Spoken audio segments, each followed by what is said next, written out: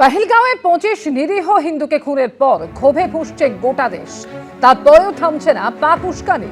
কাশ্মীর পাকিস্তানের গলার শিরা মন্তব্য খোদ পাক প্রধানমন্ত্রীর। পাকিস্তান সবসময় সব ধরনের সন্ত্রাসবাদের নিন্দা করে এসেছে। উল্টো দিকে আমাদের পূর্ব দিকের প্রতিবেশী দেশ বিশ্বাসযোগ্য কোনো তদন্ত বা যাচাই করা কোনো প্রমাণ ছাড়াই ভিত্তিহীন ও মিথ্যে অভিযোগ করে বদনাম করার চেষ্টা চালিয়ে যাচ্ছে। পহেলগাঁওয়ে দুর্ভাগ্যজনক ঘটনা উদ্দেশ্য প্রণোদিতভাবে দোষ চাপানোর আর একটা উদাহরণ বললেন পাক প্রধানমন্ত্রী। As the founder of the nation, Quaid-e-Azam Muhammad Ali Jinnah rightly said, Kashmir is the jugular vein of Pakistan. Let there be no doubt, Pakistan shall continue to support the right of self-determination of the Kashmiri people till they achieve their rights through their great struggle and sacrifices. Pakistan has always condemned terrorism in all its forms and manifestation.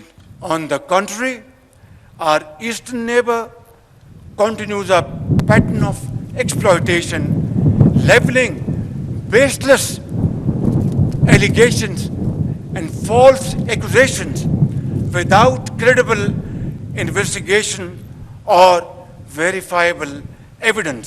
Tragedy in Pahalgam is yet another example of this perpetual blame game.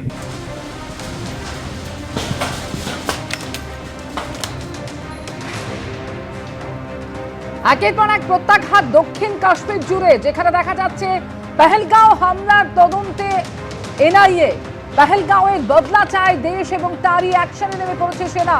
এই মুহূর্তে পুলওয়ামা, কুপওয়ারা, অনন্তনাগ, কুলগাম, সোপিয়ান অর্থাৎ যে সমস্ত জায়গায় এখনো পর্যন্ত বিস্ফোরণে জঙ্গিদের বাড়ি উড়িয়ে দেওয়া হয়েছে সেই সমস্ত জায়গার ছবি রেখেছি আপনাদের সামনে। বিস্ফোরণে উড়েছে মোট 9 জঙ্গির বাড়ি। এর আগে 6 জঙ্গির বাড়ি উড়িয়ে দেওয়ার খবর ছিল, আর এবার জানা যাচ্ছে মোট 9 জঙ্গির বাড়ি একেবারে উড়িয়ে দেওয়া হলো। পুলওয়ামার মুরান, যেখানে লস্কর জঙ্গি আহসানুল হকের বাড়ি ধ্বংস করে দেওয়া হলো। মাতালহামায় গুঁড়িয়ে দেওয়া হলো লস্কর জঙ্গি জাকিরের বাড়ি। বিজেন্দ্র সিংহ এই মুহূর্তে রয়েছেন আমাদের সঙ্গে টেলিফোন লাইনে। বিজেন্দ্র, এর আগে গতকাল পর্যন্ত আমরা জানতে পারছিলাম 6 জঙ্গির বাড়ি গুঁড়িয়ে দেওয়া হয়েছে, সেই সংখ্যাটা বেড়ে হলো 9। কোন কোন জায়গায় এভাবে বিস্ফোরণ এবং সেই বিস্ফোরণে গুঁড়িয়ে দেওয়া হলো জঙ্গিদের বাড়ি, কিভাবে চলছে অপারেশন?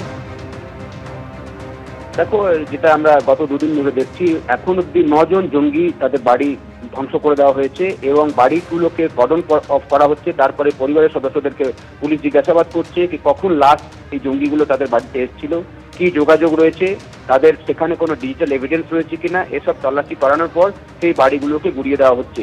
এবং সূত্র থেকে জানানো হচ্ছে কি এটা কস্ট অফ টেরোরিজম, অর্থাৎ যারা টেরোরিস্ট তৈরি হচ্ছেন তাদের যে একটা মূল্য দিতে হবে তার জন্যই কিন্তু এটা করা হচ্ছে, যারা বাড়ি থেকে পলাতক।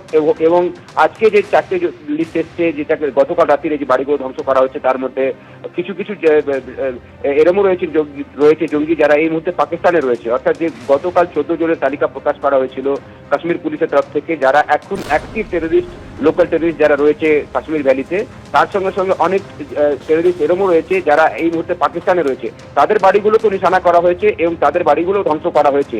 নতুন করে যে লিস্ট এসেছে তার মধ্যে ফারুক আহমদ কুপওয়াড়ার সে লস্করে তৈবার জঙ্গি, তার বাড়ি ধ্বংস করা হয়েছে। লস্করে তৈবার আরেক জঙ্গি যার নাম মোহাম্মদ শাফি ডার, সে হলো সোফিয়া ডিস্ট্রিক্টে, তার বাড়ি ধ্বংস করা হয়েছে। সে 2024 সালে লস্করে তৈবাতে যোগ দিয়েছিল এবং পরে আর্টিকেল 370 বিলোপ করার পর টিআরএফ তৈরি হয়েছিল, দ্য রেজিস্ট্যান্স ফোর্স, তার সদস্য তার বাড়ি ধ্বংস করা হয়েছে। তার সঙ্গে সঙ্গে আহমদ শির গরি, তার বাড়ি ধ্বংস করা হয়েছে। সে থাকতো বান্দিপোরাতে। এবং আরো একটা জঙ্গি যে এই মুহূর্তে পাকিস্তানে রয়েছে পুলওয়ামাতে, তার বাড়ি ধ্বংস করেছে, যার নাম হলো আমির নাজির, তার বাড়ি ধ্বংস করা হয়েছে। সেও 2024 সালে জৈশে মোহাম্মদ জয়েন করেছিল। অর্থাৎ এই জৈশ জঙ্গি হোক, লস্করে তৈবা হোক বা টিআরএফ যেটা পরে তারা তৈরি করেছিল, এইসব জঙ্গিদের বাড়ি টার্গেট করা হচ্ছে এবং সেসবকে গুড়িয়ে দেওয়া হচ্ছে। তার আগে কিন্তু আমরা গতকালও দেখেছিলাম জাকির আহমেদের বাড়িতে যখন গেছিলাম আমরা, সেখানে জাকিরের 2 ভাইকে পুলিশ অ্যারেস্ট করেছে। তাদেরকে জিজ্ঞাসাবাদ করা হচ্ছে কি এই জঙ্গিরা কবে লাস্ট তাদের সঙ্গে যোগাযোগ করেছিল এবং সেখান থেকে কোনো এভিডেন্স পাওয়া যায় কিনা। পুলওয়ামা জেলাতেও দেখেছিলাম কয়েকজন জঙ্গির বাড়িতে গিয়ে একই পদ্ধতি অ্যাপ্রোচ রয়েছে। সিকিউরিটি ফোর্সেস সেখানে যাচ্ছে, এরিয়া কর্ডন অফ করে দেওয়া হচ্ছে, বাড়ির লোকগুলোকে বাইরে ডাকা হচ্ছে এবং তারপর সেই বাড়িতে সার্চ করার পর সেটাকে গুড়িয়ে দেওয়া হচ্ছে এবং বাড়ির যারা মেল মেম্বার রয়েছে যাদের থেকে কিছু তথ্য পাওয়া যেতে পারে তাদেরকে অ্যারেস্ট করছে জম্মু কাশ্মীর পুলিশ। এটাই আমরা দেখতে পাচ্ছি। আজকে যে তালিকাটা 14 জনের গতকাল প্রকাশ করেছিল পুলিশ, তার মধ্যে মনে করা হচ্ছে আরো কয়েকজনের বাড়িতে আজকে রাত্রিরে পুলিশের টিম যাবে। ধন্যবাদ বিজেন্দ্র।